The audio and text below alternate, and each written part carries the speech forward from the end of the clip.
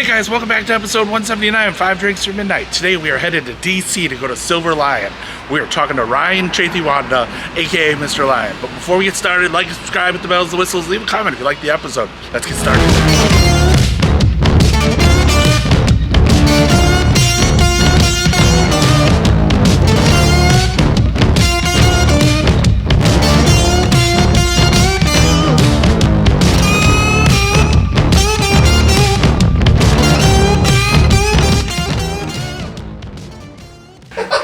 Thank you so much for joining me. 5 drinks or midnight. 5 drinks, 5 questions, midnight, whatever comes first. Thank you so much for having us at Silver Lyan at Dishonesty Bar. Thank you, Tim. How are you doing today, sir? I'm doing wonderful, and I'm very excited to be able to catch up. I'm glad we were trying to get I know there was a bit of back and forth on the organizations, but... No, this is absolutely amazing, and again, huge fan, so again, thank you so much for doing the show. First of all, congratulations at 50 Best. That's an amazing achievement. So again, congratulations. Thank you. At placing in the top 50. That's so fucking cool, North America. It was rad, and it was so lovely for the team work on some really cool things, and I think you hear these lovely comments of people coming through the bar, and they get this great feedback, but also getting that recognition from your peers it's a lovely thing to have. It's really fucking awesome. So, Thank you. And also well deserved. So Appreciate it. I guess question one: what are we drinking first? We are drinking tea first. Excellent. Which is, for those who know me, it's both kind of a reflection of what is very much real life for me. I drink probably about 12 cups of tea a day. I don't drink coffee. Okay. Which I think is, we were chatting a bit about this, and it's like it's a funny one for a lot of folks because they're like, wait, you run around and you do weird hours of things. Surely like caffeine is your friend. Right. But there's something about tea that I've always just found way more, both from managing my kind of caffeine, I get way too wired off having coffee. But yeah, tea doesn't seem to affect me in that same way. But I've always just been fascinated by it as a product. Okay. So I drink both really crap tea, where I have my good, 10 cups of tea plus a day, but then I also drink really fine tea. Okay. And the kind of variance of kind of textures and flavors and, just fascinating insight to a sense of place, a culture, an outlook, a processing of something that's one plant. It's magical to me, and I think it kind of echoes a lot of the sentiments of both what we try and kind of approach from a work point of view, but also I think it's as magical as all of the wonderful kind of whiskies and everything else that you might be able to try, your wines, whatever of the world is. Really joyous to be able to delve into something like this. That's really nice.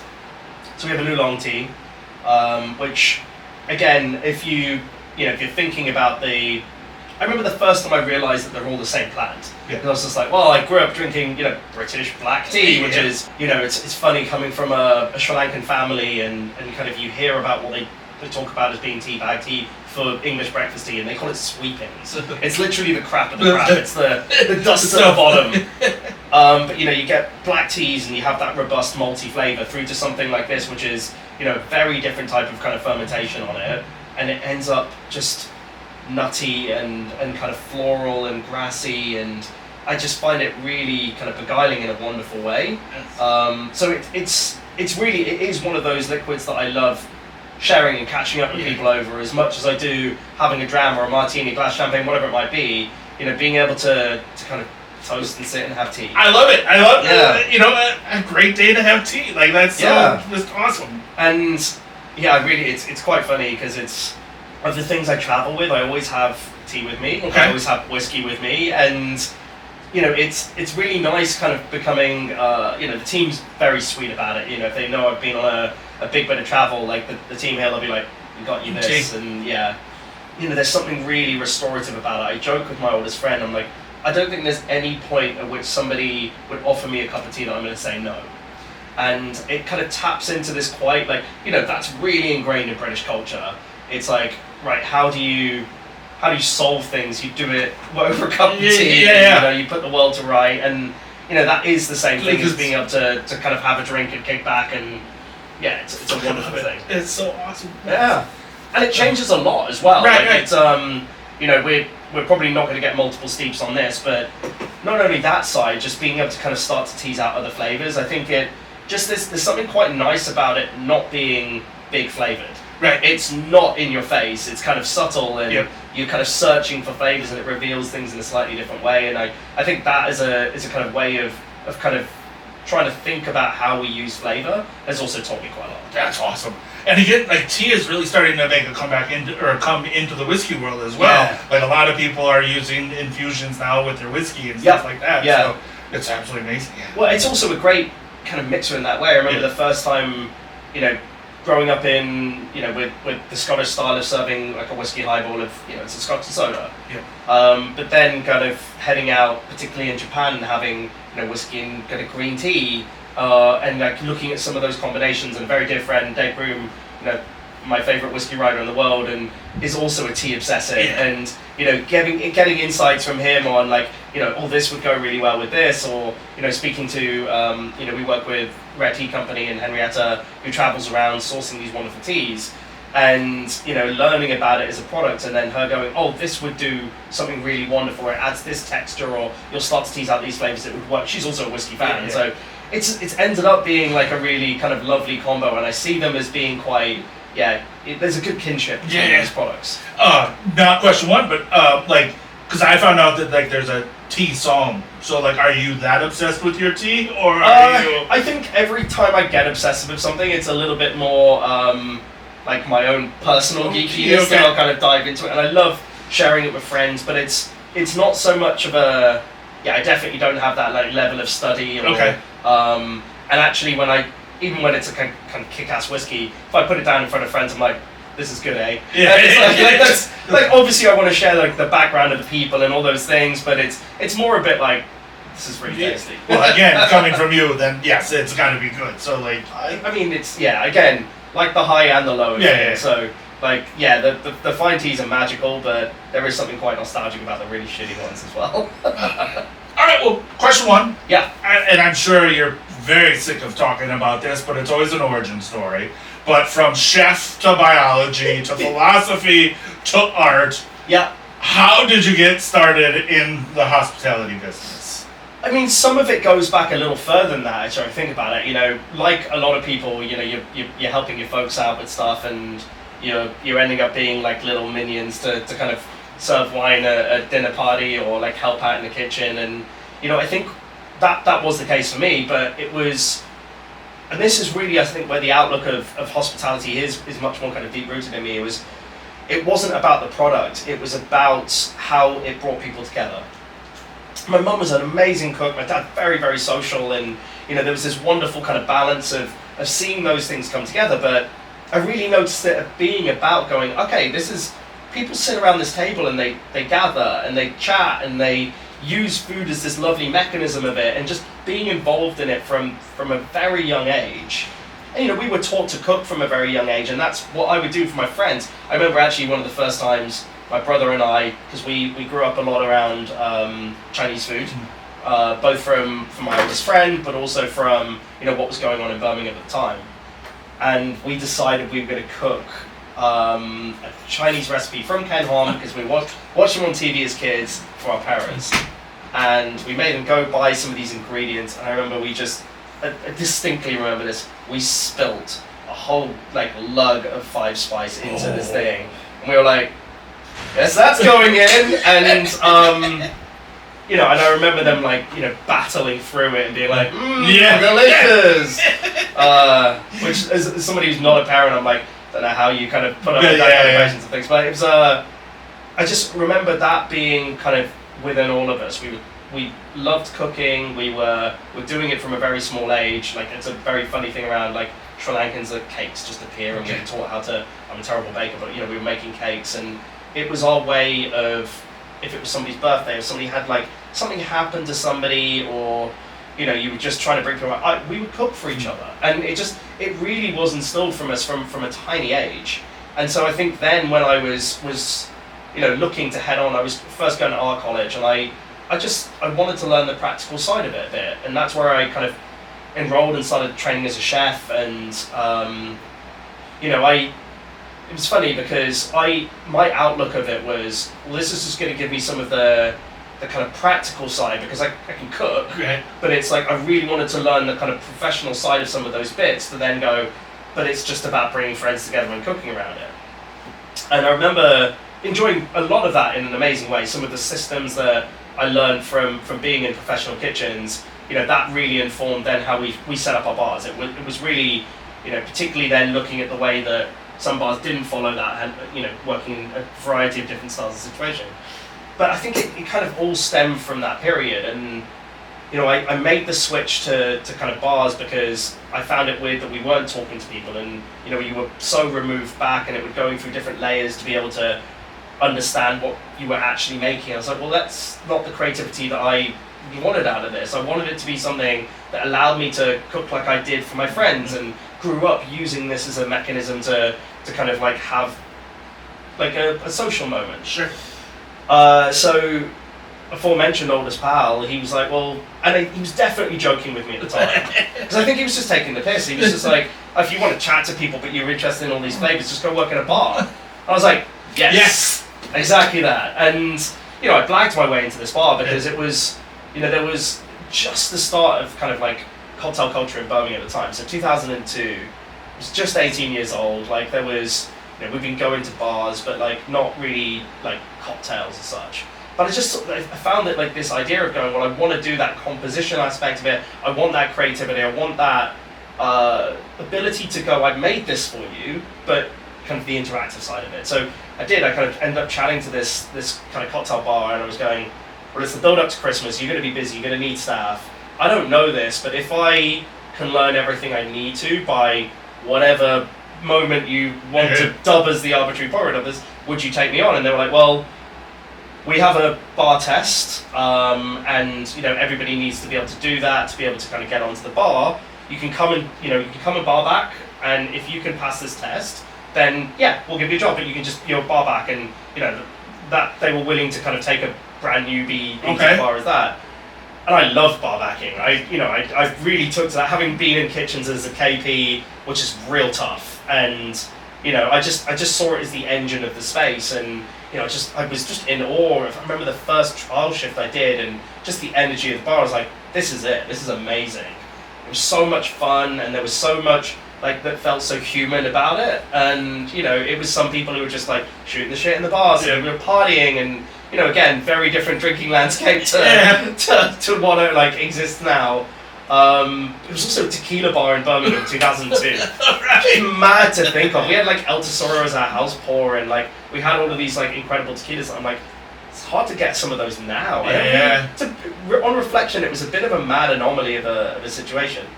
But it just instantly clicked for me, and I knew I wanted to kind of still study, and this was a way to kind of help with that. I could have some income, so I could study and go to all these things. And so jumping around the different studies, it was kind of all of them stem back to the same idea of going, it's about people. Studying biology, philosophy, being a bartender, I was always trying to find and fine art. Oops. Racked up a lot of student debt. But it was and I wouldn't change any of it. Loved it. I loved being in uni. I loved studying. I loved being able to have work and pleasure kind of cross over into each other. And it's great being a cocktail bartender at uni and being able to knock together drinks and parties. It's a great way to make friends. But it was just a really nice way of being able to kind of go, well, I've always wanted to have something that was both arts and science, and this was the perfect output for it. I mean, I don't know if it had, I worked through tons of different bars, from fine dining. I did nightclubs, dive bars, little cocktail bars, hotels, and I loved that as a job. I loved how social it was. I loved how it kind of worked alongside uni, and as I say, my studies could kind of flow into it, and vice versa. But it was only really when I was kind of hitting, it's around 2006, where I was like, this is what I want to do for the rest of my life. That's awesome. I loved it, and I knew I didn't want to give it up, and I just didn't know what that would mean for life. But it was just well, this is what I've been trying to do, have something that was arts and sciences, something that I could put ownership into my work, and have actual kind of insight and control, and actually change what I'm working on rather than just being part of a bigger system of it, and I get to talk to people. And yeah, I remember when I first went for my interview at Bramble, and I think it was the first time I kind of said it aloud. I kind of thought about it, and I knew I wanted to just work in the industry for forevermore. But I remember Jace asking me about, like, okay, well, what do you want to do around this? And I was like, I want to do this. And it was really, like, I remember that moment. And I mean, Bramble was pivotal for me in a lot of ways, but it was where all of that kind of crystallized in such a wonderful way. That's awesome. That's so cool. I'm glad you talked a little bit about the people and the family kind of that, because again, the Lyan Empire is family driven, right? Yeah, like, it is. Yeah. It's with your siblings. Yes. Yeah. Can you talk a little, like, one, how is it working with the family, and then also two, you talk about it's about the people and like that idea of caring for the people, which I think is again just a really great thing to have in like that hospitality world. So can you talk to us a little bit about one, working with family, and then that philosophy behind all that? Totally. I mean, it was funny because Natasha, Karen, and I, so they were very successful. The energy they both have is quite remarkable to me. And out the gates, like as soon as they were graduating, they were just doing remarkable things. And Natasha was she's a designer, and has kind of rocketed that out in multiple directions. Karen was in fashion and is in fashion. And they used to come and visit me in bars where I was working, all over from Scotland through to London and beyond. They would come and sit at the bar, and they were like, "These are delicious. This is really fascinating. It's fun." And like, but they were like, "Why is this so like formalized?" Apart from Bramble, which was so much fun, the music was amazing. It was just about hosting. We would go to other places, and I got excited by the things. Natasha was living in New York. I would go visit her and go see some of these bars, and everywhere we went, it was a very different era of things. Very serious. And one of the real points that kind of crystallized it for me was we were in a bar, and Natasha likes to drink usually quite spirit forward style things, and showed in Manhattan, and the bartender went, "Oh, that's not for you, honey." And I was just like, what have we come to where like it's becoming this like arrogance around it and this horrible sexism and weird like just wait, isn't the point of this that we're looking after people and giving them what they want? And that's what we're doing. What we're putting in the glass is not that's a tool of part of the bigger rest of things. But I was baffled by it, and we started talking about going, well, we could do something that felt different to some of the stuff that we were singing. And we wanted to do something because we were excited by the world of it. They were enjoying coming to try these drinks, and Tasha was like, why do you have to sit down? Why do you have to listen to jazz? And jazz is great. It's a lovely thing to listen to and drink cocktails to, but it shouldn't be the only thing that was around for that. And so, we started formulating this idea of going, well, let's try and do something that feels different in that space, and taking in their insights of, Natasha being in innovation and, being so good at looking at things like laterally, Karen having this kind of wonderful insight to kind of culture and people, and again, like, what is exciting to people? That's what fashion's about, right? How do you have stuff that feels slightly different? And, that was the kind of goal of it, was going, well, let's gather with the people that we've met who are amazing humans and kind of really wonderful characters who've been part of this world, and let's just try and do something that feels different. Like, love some of those, and I still love going to like those historic venues. I love sitting and having a Manhattan and listening to jazz. Great, but it was going, well, you're getting variety in everything else. Why is there not in the kind of cocktail world? And that's kind of how it all started out, with that kind of aim of it. And it was lovely. Kind of like a lot of people have asked, kind of, is it difficult working with siblings? And I think it's the same with any relationship. If you're working with Ian Griffiths, very much part of the family, and they were instrumental in kind of like the launching of Lyan as a project. But it'd be the same with, refer to him as Chewy, but like if we were going through a certain kind of project or a certain task, you need to be able to communicate effectively. And if you can be respectful, if you can be straight with people, then things kind of work a lot better. And I feel like that's what family does very well. Like it's like you don't. It's not got a lot of the other layers of kind of worry around it or whatever it might be. So you end up being very straight with each other. Well, I was gonna say, like, you can be a little bit more direct with a sibling, 100%. and no one's feelings get hurt, or there's crying in the walk-in or nothing, because like there's like you've heard worse from probably both sides. Yeah. Oh, and Ian would 100% like be straight shooting with me, and it was exactly that. It was, but it was also the ability to have different perspectives at the table, and there was a lovely respect of, okay, we have been entrenched in the actual operational side of things. We know this bit of it, and there was some bits that was kind of shared. But I remember there was one line. This was entirely my outlook of it, but Karen was like, just don't hire people you're not okay being stuck in a lift with. And that's a great way of again, like, all those things that we were feeling just put into words. It's like, that's the sentiment. That's what we want to do, and I'm so proud of like all of our teams is exactly that. They're people that we want to hang out with, and they share that same passion of going, well, we want to care about the things that matter, which is looking after people and making things feel exciting and it being different. I think that was the thing that we've been able to kind of stay true to from kind of like the outlook from the Lyan side.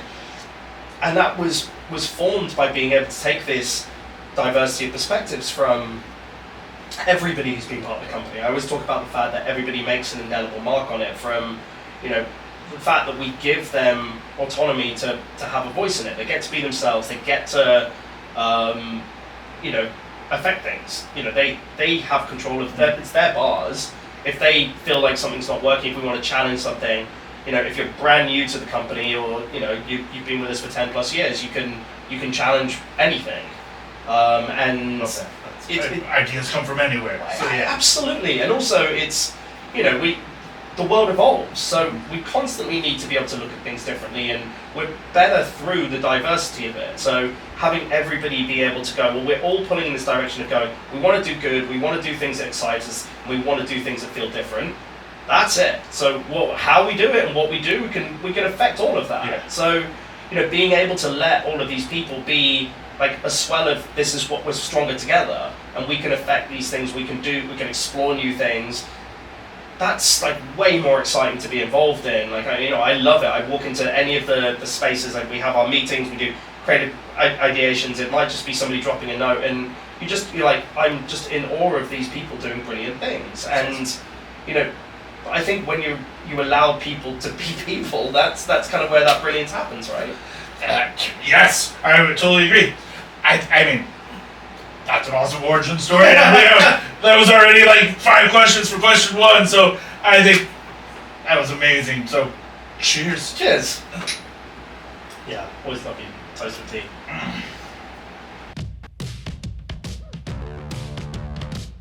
Question 2, drink 2. What are we drinking? We are drinking a Guinness and a nip. All right. Cheers. Cheers. We have, it felt very fitting. We were chatting about the show a bit, and actually being at Yamazaki and Punchin and with some of those components, so I figured this would be a good one to be able to throw out. And it's a gem of a dram. Like it's just like peachy and floral, but then with this wonderful, like I think Yamazaki in particular has this just kind of like lingering spice in such a wonderful way. Yeah, absolutely. And it's just that. And then Guinness, which, it's funny, I don't drink a lot of beer, but it's the beer I drink. Yeah. And thinking about like kind of a journey of set of drinks, like tea's the constant, and I joke around the fact that often both very good friend Vlad, who's also a DC native, what used to be a big part of our Silver Lyan team, always has a collection of drinks around him, and I'm kind of a bit of the same. And it used to be tea, sparkling water, a cocktail, a whiskey, and probably a glass of wine or something. Okay. And, just collecting drinks, and just the journey between them. But having a beer and a nip, or a half and a half, a Boilermaker, whatever it might be, it's something I enjoy every part of the world. Okay. Like you see so many different versions of it. Like being over in Amsterdam, and then like being able to be in Scotland and having a huff and a nip. Boilermakers, everything. All of these things are just like they're wonderful. Just shooting the shit with a friend. Drinks. But it's funny with a lot of people. We serve the Guinness and a flute at the bars, and I think a lot of people are like, oh, is this because like it traps it in a particular way, and is it the right showcase? And there is something quite satisfying about when you drink out of a flute. It hits your palate in a nice way. Yeah. But this came from one of the first Lyan Christmas parties. Okay. And it became a bit of a habit that we'd go get a great meal and we'd go to a friend's place, we'd have some drinks, but we'd end up playing pool and drinking Guinness and usually whiskey. And we ended up at one of the team's house, and we had tinnies of Guinness, and the only glass that was available was flutes. All right. And so we ended up drinking out of flutes, and it just became this thing that we would toast each other in. And so it's just it's more of a like personal insight into it than it is like some sort of signature serve thing. Because there's a great account called Shit London Guinness that like really looks at the way that you get some really terrible kinds of Guinness. Sure. And like all head and or it's in like some weird like it's often the other strange shaped beer glass vessel which doesn't suit Guinness, and there was a bit of a rib at us for this. It was like, and we were like, it's totally laughable for it, but this is not anything to do with like some sort of like other stuff. It's the fact it's a bit of like genuine link to our history. That's awesome. It's really enjoyable to do as well. Like you have it out of a flute and it's quite fun. That's fucking awesome. But yeah, it's just one of those drinks that like this is very like reflective of what I love to do. Is just like a moment of comfort of just Guinness, a dram with some friends, and it can be out of a tin. It can be a beautiful pint of Guinness like so many wonderful friends serve.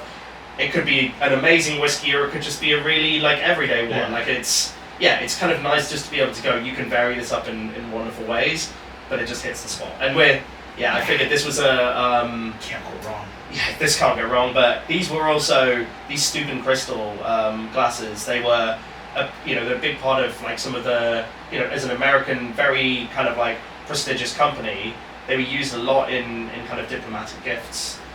So we had some of these wonderful collections as some of the early serves in the bar.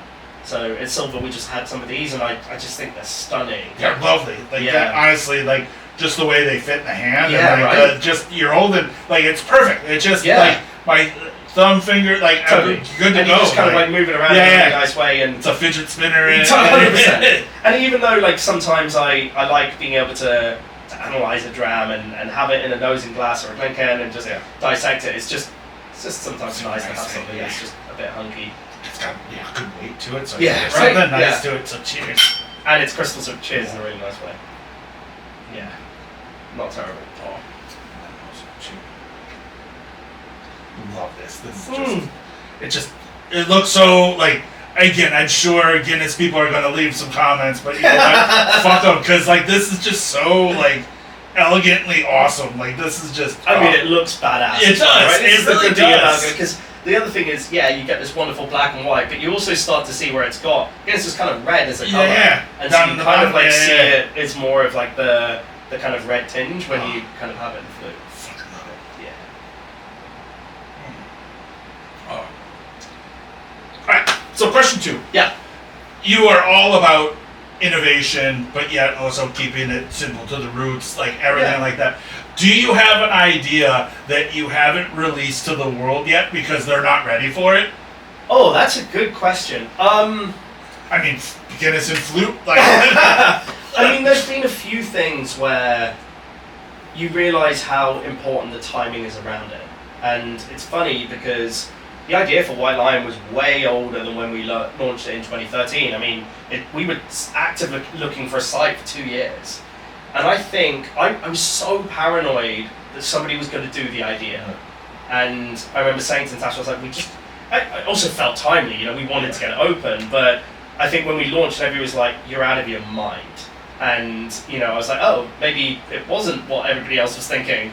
And there's been a few things that you're very serendipitous on the timing. It's launched and it's resonated for whatever reason. And I think there's been a couple of things where it's not like we're waiting for the scene to be right. I think it's just, it needs to feel appropriate to that moment. And I think a I felt very fortunate for some of the things that we've, the timing of the first time we opened an international bar, or when we first opened in the States, and some of the ingredients we've used, or techniques, it's needed to be part of something else that's happening around it. And yeah, I think there's a couple of things that we've just got lucky with kind of like the timing of when it's hit. And like even some of the stuff that I was working on some like koji fermentations back when I was running the whistling shop, and 2010, and like living cocktails and things like that, and it just didn't resonate with people. I think there wasn't, koji as a term wasn't like known outside of like Japan. Yeah. And the idea of having something alive, and I was very thankful to the guys who gave me kind of carte blanche to run at some of these ideas. The bar was really successful, so it wasn't like I was doing things for myself. But it was kind of really important to realize some of those other things that track alongside. And then as soon as some stuff starts to actually, sustainability is a good example of this as well, because we did our first kind of like sustainability talks in 2011, and we actually got pushback from the industry. A lot of guests were we did these lectures, and we fed people insect dim sum, which was part of the narrative. It'll fit, and that's where I was calling them closed loop cocktails, and a lot of people were like, "Wow, our industry is about luxury. Why are you doing these things?" And then, just a mere 2 years later, when we launched White Lyan, we had that as part of the conversation, and it had been in the ether then. We weren't the only ones talking about it, and the timing of it struck, and it was like the right moment for some of that like thinking to kind of snowball into kind of not just being in like a niche set into a mass set. And I think that's what excites me about some of these things. I don't, of course I love doing some projects that are for us or our friends, and that's usually what I'll sell at home, like something that we're like, this is just, I'm intrigued by this, like we can get geeky on it and we can chat about it in a small set. But when we're working on projects, we want it to be accessible to everyone. We want our bars to be as democratic as possible. Like, you could be brand new to cocktails and you should feel welcomed. You could be like a super cocktail nerd and we can make you a kick-ass classic cocktail. Like, whatever it might be, it should be spaces that feel like welcoming. So some of those ideas need to kind of resonate in that wider sense. So if we've ended up doing something that feels too niche and we can't bring people along for the journey, it feels a bit indulgent. Even where we've put some really odd stuff in the drinks, I'm so thankful that it's always been done with honesty. It's not for gimmick, it's not to shock factor, and everybody's bought into it. I remember one of the ones we were like, there's been some where I'm like, this is gonna freak people out. Like even, we had a creme de cassis at Dandelyan that we made out of snails, or one of the ingredients at Lyaness was a blood curacao.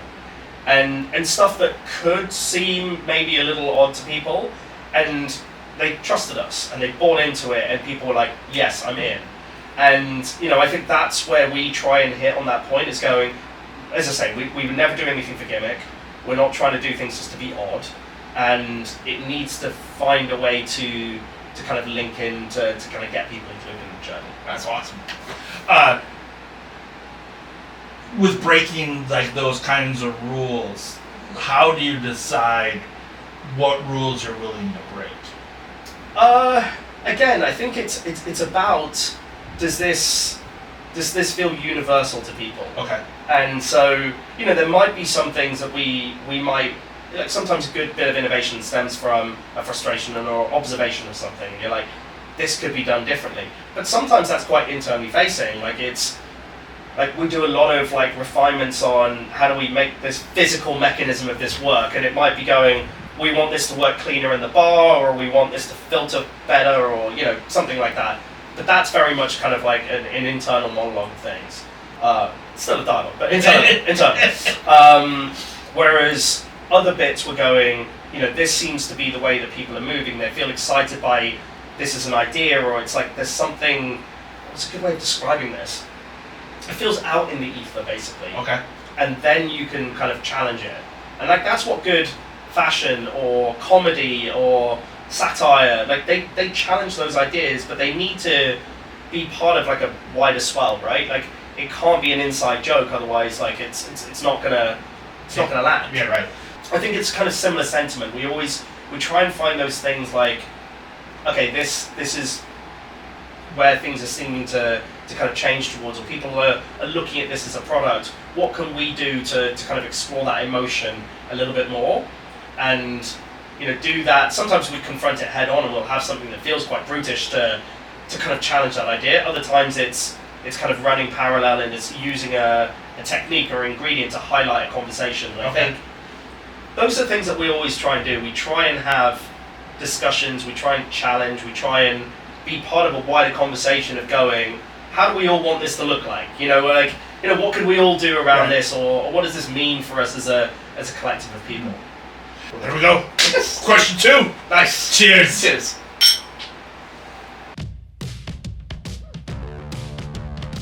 Yeah. Question 3, drink 3. What are we drinking? We are drinking the Silver Apple Martini from Silver Lyan. And cheers. Cheers. Joy.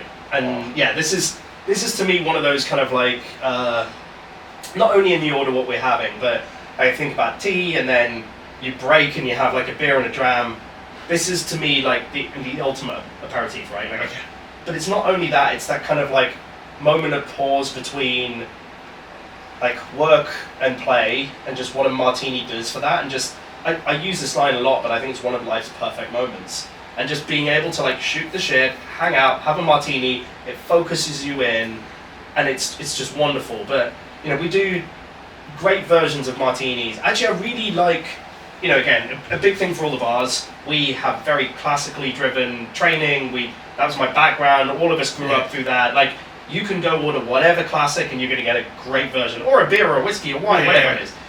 But I also like that we've been able to take some of those very timeless drinks and do subtle twists on them. We do some more like unusual ones over the time, but like I think some of the versions of things like an old fashioned, a Sazerac or a martini that we've done in the bar, a really good reflection of going, we still stay true to the classics, but we still feel like there's room to innovate in them. And this to me is like, it's an off-dry martini, right? Like it's on Belvedere 10, it's got this unctuousness to it. Beautiful. I'm really glad. I think like it's a fun little trio of garnishes. You've got some aged Parmesan, you've got a lemon twist, or a cherry. Wow. So you can kind of like choose your adventure with it. It actually changes a lot with temperature and how it changes, but I just think the way that it kind of sits as a profile is really wonderful. And we're using, have you come across the Caprilius guys? Mm-mm. Eau de Vie distiller out of the Cotswolds in the UK. Okay. And Barney, I think, is potentially the best distiller in the world at the moment. Oh, wow. He's also one of the most wonderful human beings. He's so lovely, generous, super knowledgeable, really, really warm, but makes these fanatical eau de Vies. And this is called Thousand Trees Apple Eau de Vie. Okay. And it is 1,000 different varieties, and the beautiful thing about apples is they're extremely heterozygous, and they will just produce lots of different styles of fruit. And there's these kind of mad wild fermentations, some of them taking weeks to be able to get, and then just painstakingly, the kind of refinement of this to just focus on excellence is unbelievable. I mean, I think there's something, I can't remember the stat, that it's something like 25 kilos of raspberries that go into the little half bottle of eau de vie that is, it's just like, how do you take the full essence of this down to this real heart of it? But it's not about it being kind of pretty and just apple-y. It's kind of going, an apple, when you get fruit like that, is, the smell of like breaking the stem as you pick it. Right. It's like, the little bit of blossoms that might still be nearby. It's kind of all of those things, and it's the breadth of it, and it's kind of, as an ingredient, it's really wonderful to use. It's fucking beautiful. It's right. Like, Yeah, it's an apple martini, but it's not an apple-tini. You're right. It's just kind of taking this idea of a martini through the lens of an apple. And the Parmesan's my favourite. Right. I think it goes really well. Just that bit of salinity alongside, as say, the off-dry, but it's the richness of the texture, and Belvedere 10's really good for that. Like, single estate, like wonderful rich rye oiliness. Yeah, that's killer, right? Yeah. Yeah. Fuck yeah. Yeah. That is. I'm really glad. Yeah. Wow. That is amazing. But I think it's just the team here at Silver Lyan do some very special things, and you know the enjoyment of being. It's a beautiful space, and it's like, you know, we've really tried to manage like keeping some of the grandeur of the history of what it is building, but also bringing this like touch of playfulness into it. And you know, Yaka and the team from a design perspective, I think the way that they juggled that in the room is really quite special. But then the team, the way they bring it to life, it's that like there's all this elegance, and then there'll be just something really quite amusing alongside it. And like I just think it kind of, that ability to not take it too seriously, but to really care about it is kind of like the tension that they hit in a really nice way. Oh, man, it's just, that is gorgeous. That just hits on so many levels. Like, that is just, oh. I'm really glad. Yeah, I mean, I tell people this, it's a stupid joke that I have running through the whole entire show, but like, I can lie to you, but this can't lie to you. Like, fat kid expressions do not, like, you know if I don't like something, and totally. Boy, that is just really fucking good. That is just absolutely amazing. But, alright, so, question 3. Yeah. We call this our talking shit segment, because we've had 3 drinks. Yeah. So, if there was one trend or a spirit that you would like to ban for a year in the hospitality spirits industry? I've got one from a like more lols perspective, and I think it's the disco for the irony of disco, because playful disco drinks are rad, and being able to take something and go, you know what, a tequila sunrise is the right combination of flavors, but why don't we make this with better ingredients, and why don't we do something that kind of brings some of the nostalgic joy into a different perspective, is great. But I think there was a point where a lot of bars were like, you know, there was a bit where things became overly serious, and so they went, oh, bars need to be about fun, and that's 100% true. Like, it really does. Like, it does need to be fun, but there's a difference between like real fun and people doing it because they're like, I loved this growing up, and I've done this version of it, to being like, you know what's a shortcut to fun is doing ironic drinks that are actually not very balanced, and they're not like, it's almost being done because, well, it's the wrong side of trends, right? Like, somebody's done it successfully, so everybody's gone, that's the recipe for success, and so they just blanketed that out there, and it became this thing where it's like, bars did need to become fun, and they did need to take things less seriously. We needed to invite more people in, but that's not the same thing as undermining all of the excellence that's part of it, and just being like, we're so ironic and we're making bad drinks, and it's like, that doesn't help us. Like, let's do things properly. So yeah, there's a bit of that. So a bit of a pause on some of those bits. And then in another sense, and this is more of a worry for an industry I love, is going, we also need to be like more honest to ourselves and things. Like, there's become a little bit of a trend, I suppose it's related to that, of going, this is what success looks like, therefore we're all going to do that.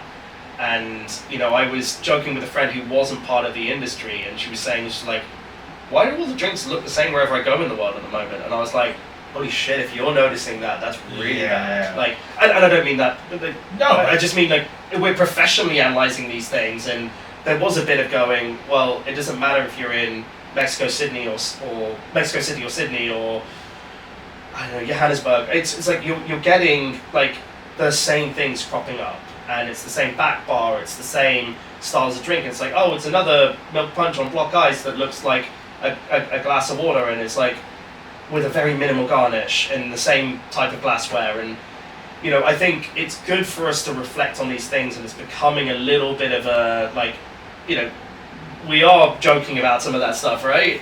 But it's important that we don't go, okay, success is whatever number one bar or whatever this, you know, like the one with the queue or anything is doing.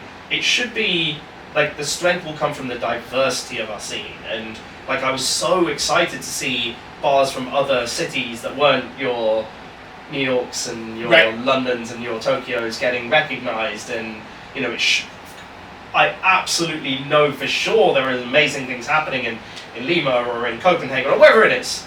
And like, there needs to be an embrace of going, let's just stick to what we love and do the things that represent our outlook of this industry or our sense of place or our style or whatever it is. Stick to what we like, you know, care about, rather than Yeah. going, you care about it, therefore we should all do the same thing. No, well, that was going to be my follow-up question, which was, what would you replace it with? And it sounds like you nailed it. Like, Yeah. Well, and I think it's really important. Like, it's the focus on local ingredients.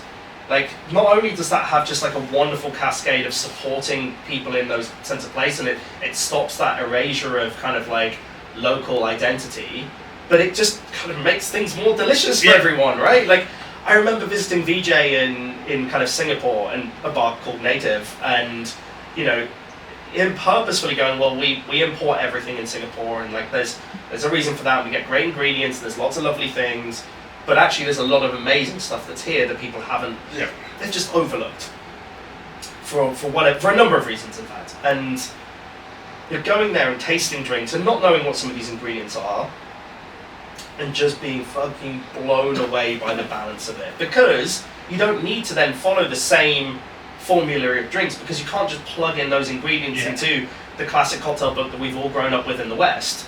Like going, oh, I've completely torn apart the balance and I've made this drink, and you know, it's not a sour or a daisy or an old-fashioned stem. It's just I've made it with these ingredients. And I just took a sip and I was like, what the fuck? Like, I can't even, like, I don't have an analog for these types of flavors. I don't know what's going on, but it's beautiful. And this is the cool thing about deliciousness, is you don't need to know under the exactly what you said. You just wear it on your face, take a sip, and you're like, damn it. Well, no, but and that's the, you're yes, absolutely right, because like that's the, and like Anesthesia, she talked a lot about it. Like I asked her the same question, right? I had the same question, and it was almost the same, a little bit on the same point. Is just that a place means something to a cocktail. Like, because again, to your friend, that all drinks look the same. Like, she was mentioning that. She was talking about how, why do I need to go to New York to get a penicillin? I can get a penicillin from my local right now. Like, but again, it's not the same. Or like the Singapore sling. And like, she talked a lot about like that, or the getting a Cuba Libre in Cuba, but it only comes with 3 cubes. It's not a crushed ice. So like that idea of like where it comes from, getting this. Like, sure, I could maybe make this at home, but it's not going to be that same sense of place. So like that idea of terroir, if you will, is really kind of a big thing that like I think people are forgetting, because they're just going for that money maker of like, oh, these are the classic cocktails that sell really good, so therefore I'm going to, you know. But surely it's more interesting if it's your own. Like, it's there's so much, the beautiful thing about food is there are just endless things to explore in it. Like the ways of approaching it, the ingredients to use, how you bring it to life. So let's embrace that more, rather than trying to just see what else is successful. And two,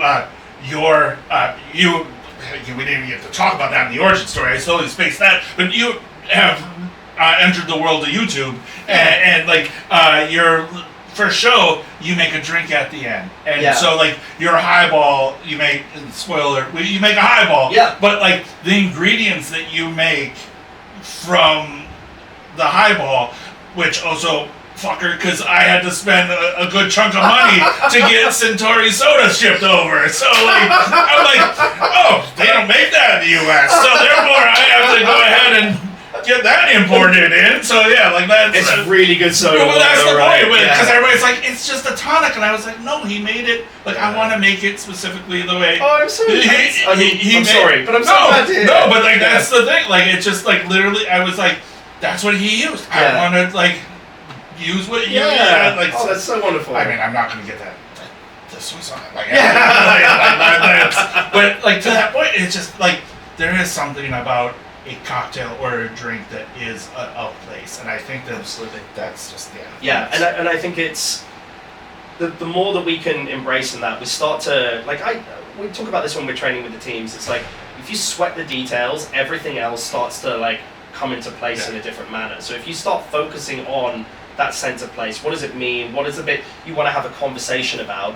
Everything else starts to like, you know, start to take on a different dimension to it. And, you know, that sounds grandiose in a way, but it's like, that's surely what life should be about. If you care about like a little detail of it, and then you start to notice all the other little bits of beauty around it, it's like, that's a wonderful thing to like, that's a rabbit hole to dive into. And, again, talked about Dave before, but his book Center Place, and again uses whiskey as one demonstration of this kind of philosophy, but in the great way that Dave does, it's much richer than that. It kind of talks about it in a much more fundamental way, and it's just such a beautiful way of again taking on a different outlook to something. And if we care about this industry, if we care about what we're presenting and putting together and our craft of what we do, it's a much more lovely way to take on that as a dimension. Yeah. Well, there we go. Question 3. We didn't talk that much shit. Yeah. Cheers. Cheers.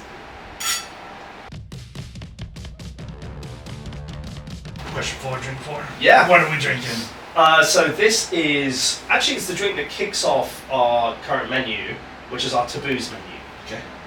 So Silver Lyan, like the whole approach, like the I suppose the direction of what we wanted to do at the bar was, being in the kind of nation's capital and going, there's so many different stories that have flown through here, and we're in a really ancient space where you can feel the ghosts of being part of this as a space, and but it was kind of taking that. We always like to look for positive stories, and in amongst history, there's always things that are kind of like a little bit of a, it's complicated, right? Like there's bits of it that are like more difficult to explore, and some of it's just it's opaque.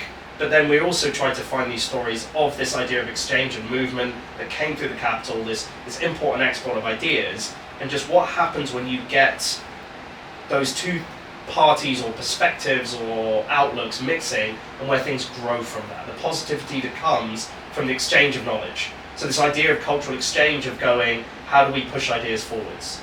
And over that, the last few menus, we've kind of looked at, what is it about cultural exchange that's happened, what's happened in the city, what's happened in the Americas, what's happened on a kind of global scale of some of those things. We, one of our previous menus looked at the idea of migration, and not just of people, but of ideas, of animals, of things that have movement to it. Okay. And then one of the things that we found really interesting around some of that research was sometimes there's tension that comes from the mixing of those different points, and you get really interesting things around what people find weird or taboo.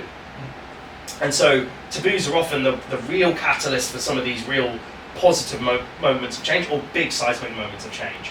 So we had this menu that kind of really focused on that, and I think there's always something really interesting when you give a load of, especially bartenders as creatives as well. They've come from so many different backgrounds, and Silver is no different to that, to the rest of our teams, where it's, the diversity of just origin points, of studies, of outlook.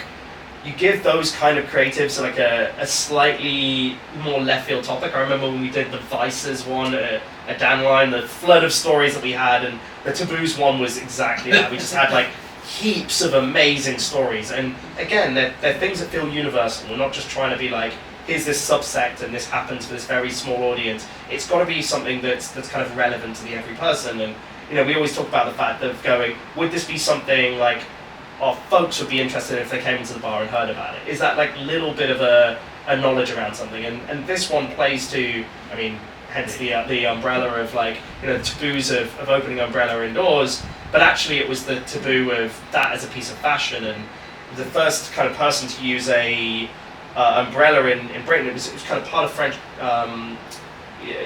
some of the fashion at the time, and that also then became a taboo, because why would you use French fashion in Britain? But it particularly upset the cab drivers, because it was like, well, if you're sheltering from the rain, you don't need to then go in a hackney carriage to be able to get around. Right. So they pelted him with tomatoes, and so it plays to a little bit of that. It's based on Grey Goose, a vodka that was taboo to make vodka in cognac and champagne over ice. So it's a champagne. There's a touch of a tomato honey that we do. But it's kind of just wrapped up in this kind of like wonderful, slightly silky style sipper that goes again on this kind of wonderful journey, and it's a nice insight into what did that taboos menu lead us towards. Awesome. Cheers. Of course, our parasol pouch. Yeah, it's cute. That's amazing. Tomato honey. Yeah, it's again there's like some of those ingredients that we've ended up using, particularly from vegetable scents. I think the way that they do it here is kind of really special. We do like a mushroom caramel that we thought about like one profile it was going to go in, and it ended up through certainly R&D kind of going in this much more wonderful way. Same with the tomatoes. It's just kind of going. It's a combination of being able to lift out some of that kind of unctuousness of fresh tomatoes, but also semi-drying them to be able to kind of like pull in some of that richness on the kind of give grip on the end as well. And then, both reducing it down and cutting it with a bit of honey, so you get like the sweetness and the tartness, but also that lovely kind of weight to it as well. It's fucking gorgeous. Good. It's absolutely amazing. Like that is, and again, champagne over ice. Yeah. No. But it's I think the way that it just gives this kind of like little lift of acidity is yeah. But so question 4, you've collabed with art, fashion, music. Yeah. Across the board. If your life was a mixtape, what would be on it, and who would produce it, and then what drinks go with it? Damn, that's the best question I think I've ever been asked. Shit, that's really tough though. I think the thing about the Lyan project is they're all varied. I think there is like red thread to them. They're part of a family of things, but there's a lot that's very different in amongst them. So I think it would end up being quite an eclectic mixtape. Okay. And I think the way it would or kind Spotify channel for the kids nowadays. Sure, yeah. They don't know what a mixtape is. Yeah, but it doesn't have the fun if you don't like. Exactly. Yeah. Yeah. Sorry, I didn't mean to interrupt, but No. But I also really like the idea of like the production of it as well, because I think there's something really nice about curating and picking different things, but then it's the actual harmonization of it that's really special. So yeah, I think it's going to be a very eclectic mixtape. Okay. It's funny because music's been such a big part of the bars, and I think at a different point, if I think of different junctures of my life, the other industry that I could easily have ended up in would be music. Okay. So I'm very passionate about it as a thing, and yet at the same time, both the team and very old friends will always say I have a habit of making it very weird, and they're like, don't put Chetty on the aux cable. I do at least get the slight caveat that it's like it's always good, it's just never appropriate. So I think it would jump around. Right? Like I think there's much in the same way from a career perspective, so much of it is grounded in kind of classical. If I think about like my musical project, some of it was literally in classical. That's what I grew up doing as a musician. But then a lot of my first kind of like personal, like when it became like my own journey in music was kind of going back into like Delta blues and looking at that as an influence on a lot of like older rock, kind of 70s musicians. Your everything from your actually it's a lot of Birmingham bands with like Sabbath, Zeppelin, but even thinking of like Bowie and all of that, and then growing up as a grunge kid with a lot of kind of like Pixies, Nirvana, Sonic Youth, that kind of thing. And like I think there's definitely a big part of that I still see as like a massive influence. That stripped back, but also it was a commentary, right? Like it was an act of rebellion. It was a way of kind of preserving voices, and I think there's something that's like really amazing about that. And I think like it would definitely have to have elements of that, but I think again in like echoing our ideals of going, how do you make this universal to people, but how do you challenge thinking on it? And this is why I've always loved punk as an outlook. Like both DC's great for that. You had such a good scene of things, but you see punk in jazz, you see punk in hip hop, you see punk in grunge, garage bands, all of those kind of things. And I think that to me as an outlook will, like, however it manifests, will always be one of the most important things. Like, we need to be able to challenge things, and in an era where that's becoming more curbed in a very real sense, it's like, where are these moments either of like standing up for things that are important, but also going, how do you preserve a narrative that's like often getting like washed out or literally erased? So yeah, it's going to go from like old school stripped back, and like there's a lot of things that I love that are, you know, having grown up with a lot of like Western music, but then kind of like discovering those similar origin points in other parts of the world. There's an amazing account on Instagram called Dust to Digital. Okay. And it's just like the idea of you know, what is music? It's just like human-made sound, right? And you see everything from very much folk music to kind of, you know, made instruments, cacophonies of voices, all of it. It's incredible. And I think so. There'll be a bit of that in the mix, all the way through to stuff that's, you know, I love hip hop. I grew up with a lot of electro and kind of like,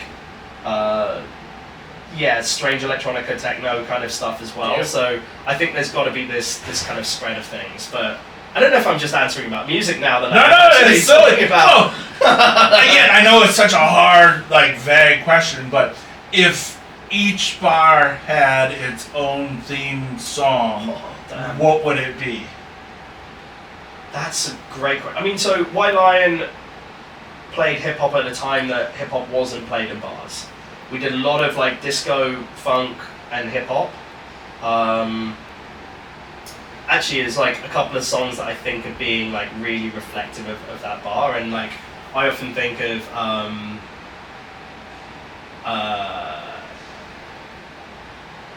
Heaven's in the Backseat of a Cadillac by Hot Chocolate. Heaven's in the backseat of my Cadillac, let me take you there. It's just this like juggernaut of a riff of like, and it would just like whenever we particularly had like a disco night, and you know, White Lyan was so good at being like this sanctuary for everybody who felt other, and like we throw through these amazing parties, and you know, Ian and his sisters were very close to like the queer community of people around, particularly East London. We had a lot of friends from particularly like Karen the fashion side who were really in an alternative world. We had lots of friends who were trying to do things differently, and so it just ended up being this kind of great party space. Did help that we had like a pole in the basement so you could really dance around it. But it just like, I remember every time that song came on, it would just be like anything in that ilk where it was just like, it was fun, it was driving, it felt really unusual to hear in a cocktail bar.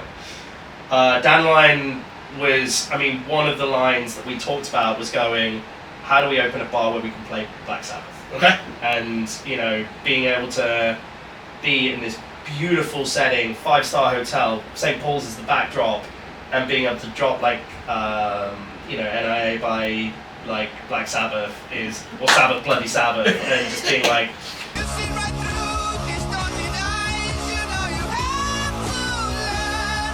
this is ace. I just remember it coming on and being like, we actually got away with this. Love it. So yeah, I think that kind of covers that. When we opened Super Lyan, I'm trying to think of the order of the bars now. Yeah, Super London was next, and you know, we ended up trying to go, well, how do we blow out ideas? How do we take something that's familiar and be that classic cocktail, or it's an ingredient or a flavor, and just like transform it in a slightly different way? And so we end up playing a little bit more, you know, bands like Caribou. I've been holding my chains in the air since I walked in this bitch like fuck it, I earned it. You know, things that kind of like moved outside of their kind of traditional sphere of things. Yeah, it's going to be like, band-wise, I'm thinking it's like either Caribou or Ace Rock and then actually it was one of my favorite reviews of Cub when we opened the restaurant, which was, it's like being invited into the best house party around.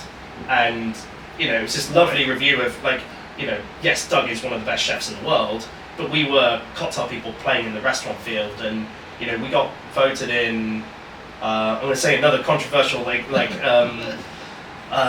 what's the term, hyperbole for a sense of place, but London's the best food and drink city on the planet, and to be named as number 12 on the restaurants in London is like remarkable. And you know, to kind of hit, we were on the cover of Condé Nast, the first time they opened a restaurant on the cover of the magazine. We got named the hottest restaurant in the world at that point, and it was like, oh damn, this is really cool. And like, But it was the people talked about how fun it was, because we took the idea of going, well, we want it to be like being in a cocktail bar. We want to be, we're going to use food and drink. We'll just feed and water you. Things will arrive. There'll be cocktails. There'll be wine. There'll be dishes. There'll be all of these things. So don't worry about it. But it was just really like super fun, like kind of soundtrack alongside it, and it would play everything from like kind of soul, some disco, through to things like Blackalicious were a bit of a favourite on the kind of soundtrack there. Amazing, amazing, days, hazy ways, my blazing arrow. Sing the song, Seattle. Sing the song, yo. I'm gonna go Blackalicious again, because I think there was like, that was Excellent. Actually, we were talking about production. Actually, we used to also play some David Axelrod there in the early parts of the evening, and it's just like there's a timelessness to some of his production. And like if I think about like having somebody who could just like take all of these disparate elements and make it happen, like he did everything from like orchestration through to hip hop. Like worked with DJ Shadow on a lot of like really cool projects. So as an overall production, I'm going to be like David Axelrod. All right. Looking after it. Kind of answered that before I got to that bit. Sorry, I'm lost on the bars and where I'm now. And then Super, when we went to Amsterdam, it did morph, because it became about that sentiment of challenging and taking something familiar and blowing it up, but it became about that kind of Amsterdam lens of it. And I think like a big part was going, how do we open that up to a wider audience? And we ended up using like, it's funny because it covers quite a wide range of music as a result of that. It still has this kind of like, I sometimes I kind of was like sunshine inflected electronica. Alex is like, what the fuck does that mean? Like, and it's a fair call. But like we'd also play people like Al Green and like I think there's a nice bit of it being we host things for ADE, and like it probably plays more like driving style music than some of the other bars do, but I think there's something kind of nice about like it looking like this quite like playful like thing, but it also has this like real seriousness behind like how excellent the hosting is, how much care is put into the drink. So I think somebody like Al Green's quite a nice way of I know that everything is gonna be alright. of kind of like looking at some of that. And then Silver is it's such a balance of like high and low, and like as you say, like the grand aspect of it. I'm gonna go Tom Club. Okay. What you gonna do when you get out of jail? I'm gonna have some fun. Yeah, where it's like there is this kind of like playfulness to it as well, but it's like there's some when we were first putting together some of the playlist stuff. I'm like now I'm like, this is just such a good question. I'm like, why have I not like explored this as an idea? So it's these are my initial reactions, but I'm probably gonna follow up with a Lion Records. for you. Like whole new business. Yeah, be great.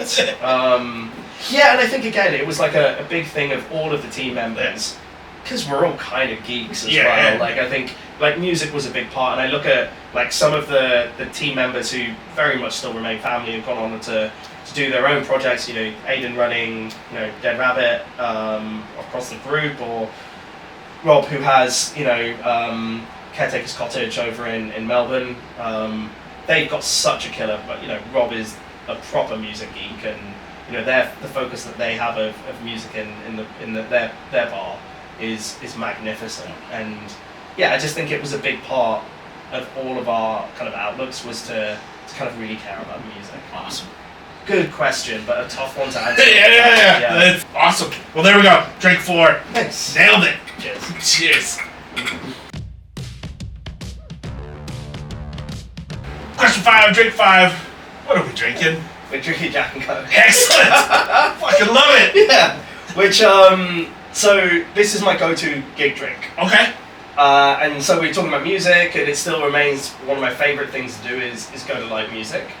And I find it like so exhilarating being around like human performance. I find it like really, it charges me in a lot of ways. but it also means that I get like I just turn into a gremlin. Like I'm just like excitable, and it also means I don't know what it is about it. But the taste of it is so distinct. It's what I want to be able to have. It kind of gives you that little pep alongside it, and I love it. It's just like, and a lot of people, I think, you know, I get to indulge in a lot of wonderful stuff, drink some great wines and whiskeys and cocktails and eat in some wonderful places, but again, same with the high-low and the tea, it's not like I want that all the time. Like, I'm happy with plain food. I'm happy being given something that's like, you know, this has just been like, you know, it's just a really like regular thing to have. I'm like, yeah, those things, you need to have the diversity of stuff. Like, and a Jack and Coke to me is fucking perfect. Yeah. It's just, you know, it's just one of those ones where it's like, these two ingredients, you can get anywhere, it's always going to be good. Doesn't matter what balance it is. You know what you're getting right off the bat. Like, yes, we can have some nice ice in it, but if you just give it me in a plastic cup with some like pebble ice, it's still going to be delicious. Exactly. Cheers.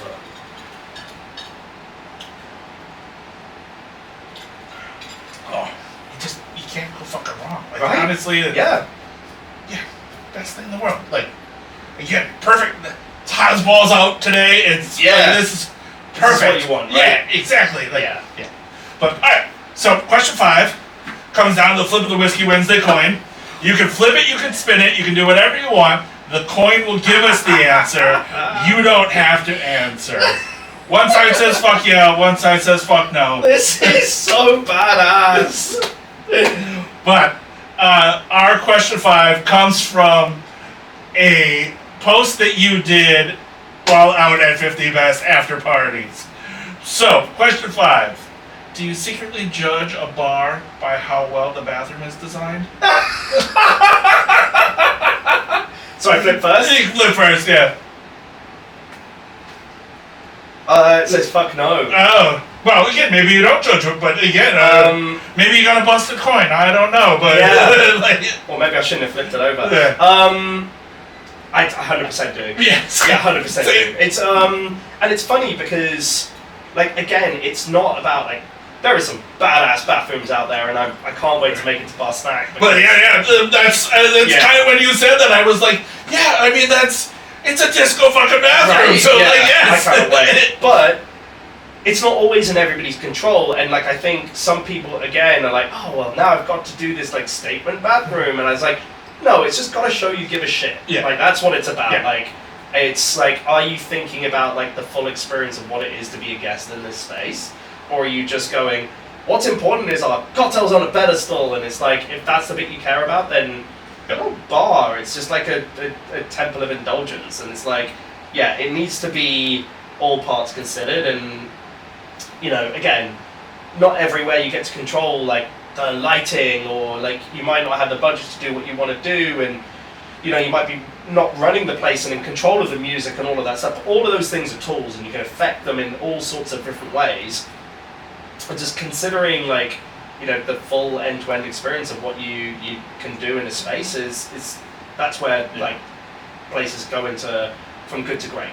Well, and I think you nailed it in even like question 2, because you talked about detail. So if someone's going to obsess about the bathroom, and go into that kind of level of detail to make sure that the bathroom is okay or magnificent in that way, then you know that not only like the drink, it's gonna trickle up or trickle down, however you want to look at it. So, but like it's going to, absolutely they care. So it's just not our drink is on a pedestal. It's like we care. We care about the experience. Like the disco bathroom at Snack is just like it is. Like there's a couple of times actually it's been, particularly if I've been at like one of those like grander Asian hotels, and you go to the bathroom and it's this like crazy vista, and you get to like go to the bathroom while staring out across the city, and it's pretty you're like, this is special. And like, this is not something that like a neighborhood bar can do. Right. But good on them for leaning into the situation that they're able to control. It's very, very special. This is so cool. Oh yeah, thank you. We do 4 a year, so that is one of our coins. So again, but that is 5 drinks down, 5 questions answered. Ryan, thank you so much for Thank having you. us at Silver Lyan. Like, this has been an amazing experience. I'm a huge fan, so thank you again. I cannot wait till we drink together again. This has been amazing. Thank you so much. Really appreciate it. It's been a joy. Till we can drink together. 100%. Cheers.